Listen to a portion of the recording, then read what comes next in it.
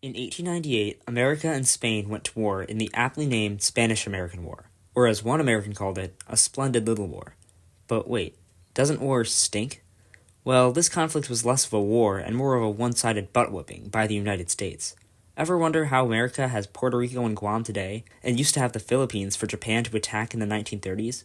This war is what made America an empire, setting the stage for later imperialism and even colonialism during the Cold War.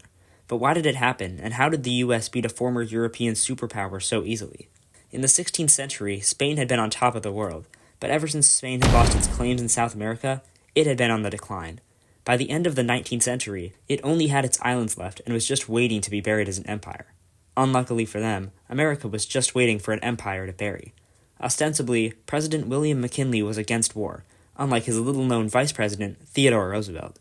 However, the moment news broke that the USS Maine had exploded and sunk in the Spain-controlled Havana harbor and was blamed on Spain without any evidence by so-called yellow journalists, McKinley instantly urged Congress to declare war.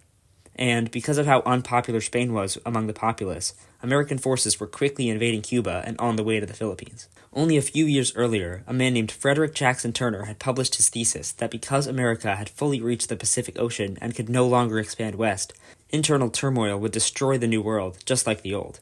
Not to worry, Fred, there's always more west to go for red-blooded Americans, and in Manila Bay, the Spanish Navy was completely annihilated in a matter of hours by an American naval force, and native Filipinos were glad to be free of their Spanish oppressors.